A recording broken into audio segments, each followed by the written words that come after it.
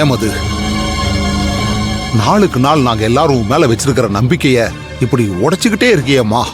இந்த ஸ்கூல்லையாவது நீ நல்லா படிப்பேன்னு பார்த்தா வித்யா கூட சேர்ந்துக்கிட்டு இப்படி தப்பு பண்றியம்மா. இது உனக்கே நல்லா இருக்கா? என்ன தாத்தா, என்னமோ பெரிய கொலகுத்த பண்ண மாதிரி சொல்லிட்டு இருக்கீங்க. நான் என் ஃப்ரெண்டோட சேர்ந்து படத்துக்கு போனேன், அது தப்புனா இனிமேல் அப்படி பண்ணாதன்னு சொன்னா நானும் சரின்னு கேட்டுக்க போறேன். அதை விட்டுட்டு சும்மா எல்லாரும் இப்படி சுத்தி நின்னுட்டு தப்பு நோப்புன்னு பிராண்டிட்டு இருக்கீங்க. என்னடி சொன்ன? நாங்க தப்புன்னு சொன்னா நீ சரின்னு கேட்டுப்பியா? ஏற்கனவே அந்த வித்யா கூட சேர்ந்து கூத்தடிக்கிறது தப்புன்னு தானே சொன்னோம். அத நீ சரின்னு கேட்டுக்கிட்டு வழிக்க வந்தியா? திரும்ப திரும்ப அவளோட சேர்ந்துகிட்டு இல்லாத அக்க போறலாம் நீ பண்ணிக்கிட்டு தானே இருந்த. அத பொறுத்துக்க முடியாம தாண்டி உன்னை ஸ்கூல் மாத்தி சேர்த்து விட்டோம். திரும்பவும் இங்கேயும் அவ வந்துட்டா. பழையபடி உங்க போக்கிரித்தனத்தை நீங்க ஆரம்பிச்சிட்டீங்க. இந்த லட்சணத்துல இதெல்லாம் தப்புமா கண்ணுன்னு உங்ககிட்ட தன்மையா சொல்லிக்கிட்டு இருக்கணுமா? நான் என் ஃப்ரெண்டோட சேர்ந்து படத்துக்கு தானே போனேன், ஏதோ கொலை குற்றமா பண்ணேன்னு உன்னை நீ நியாயப்படுத்திக்கிட்டு பேசிக்கிட்டு இருக்க. இதை தாண்டி முழுசா குளிச்சுட்டா குளிர் தெரியாதுன்னு சொல்லுவாங்க. அந்த மாதிரி அந்த வித்யாவோட சேர்ந்து தப்பு மேல தப்பு பண்ணி பழகிட்டதுனால நீ இப்படிலாம் பேசிட்டு இருக்க. இப்படியே பேசிட்டு இருந்த அப்படியே இந்த நாக்கு இழுத்து வச்சு சூடு வச்சாதான் சரியா வரும்.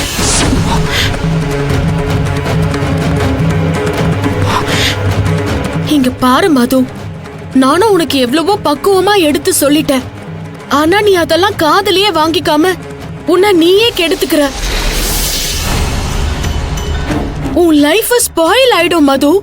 உன்னை நான் கெஞ்சி கேட்டுக்கிறேன், நீ அந்த வித்யா கூட இருக்கிற ஃப்ரெண்ட்ஷிப்பை மட்டும் கட் பண்ணிடு. அதுதான் உனக்கும் நல்லது, எல்லாருக்குமே நல்லது. என்னால வித்யாவோட ஃப்ரெண்ட்ஷிப்லாம் கட் பண்ண முடியாது ஆண்டி. அவ எனக்காக உயிரியே கொடுப்பா, அப்படி ஒரு ஃப்ரெண்ட் அவ. அப்புறம் என்னமோ சொன்னீங்களே, அவளோட சேர்ந்தா என்னோட லைஃப் ஸ்பாயில் ஆயிடும்னு. அவ என்னோட ஃப்ரெண்டா கிடைச்சதுக்கு அப்புறம் தான் நான் நிம்மதியாவும் சந்தோஷமாவும் இருக்கேன்.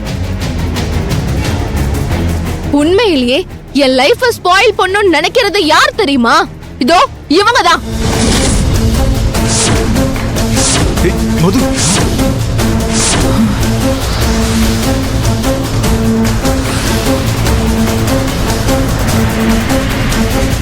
வாழ்க்கை கெட்டு போறதுக்கு நான் காரணம் சொல்லிட்டு இருக்கியா? ஆமா, நீங்க தான் காரணம்.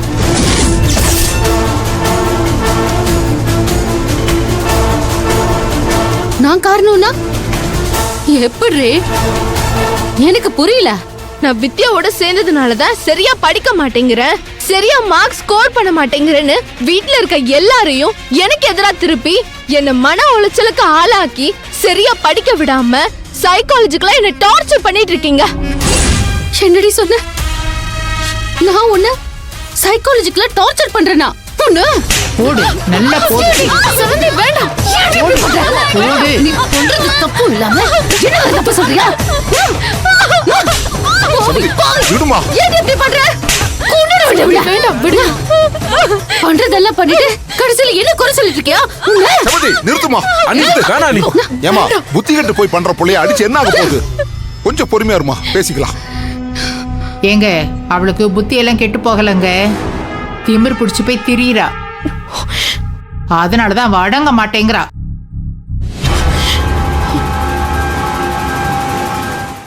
மது, அண்ணியை விடுவோம். இப்ப நான் உன் மேல தாங்க முடியாத கோபத்துல இருக்கேன். இப்ப அண்ணி மட்டும் உன்னை அடிக்கலனா அந்த அடி என்கிட்ட இருந்து உனக்கு கிடைச்சிருக்கும். உனக்கு லாஸ்ட் வார்னிங் கொடுக்குறோம். அந்த வித்யாவோட ஃப்ரெண்ட்ஷிப்பை கட் பண்ணு. உன் படிப்புல மட்டும் நீ கான்சன்ட்ரேட் பண்ணு. அதுக்கெல்லாம் வாய்ப்பே கிடையாது சித்தப்பா. நீங்க எல்லாரும் சேர்ந்து என்ன அடிச்சு கொன்னாலும் சரி, எனக்கு என் ஃப்ரெண்ட் வித்யா தான் முக்கியம். நீங்க யாரும் எனக்கு முக்கியம் கிடையாது.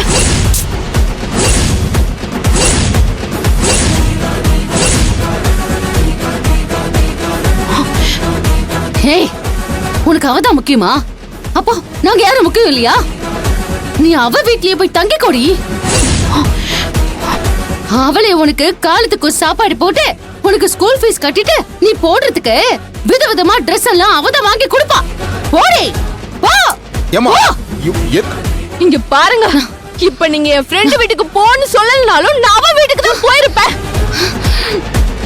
எப்ப நீங்க என்ன 2வது முறையா கை நீட்டி அடிச்சீங்களோ நான் அப்பவே அந்த முடிவுக்கு வந்துட்டேன். இனிமேல் நீங்க யாரும் எனக்கு தேவையில்லை. Good bye.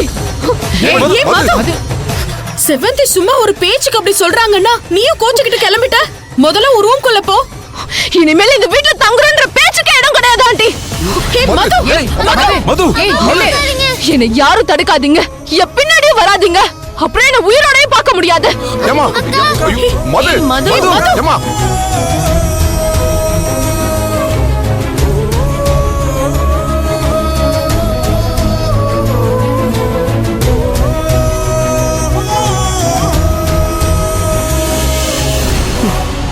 வித்யா ஸ்கூல்ல சேர்ந்த விஷயம் செவந்திக்கு தெரிஞ்சு பிரச்சனை ஆகணும்னு நினைச்சோம்.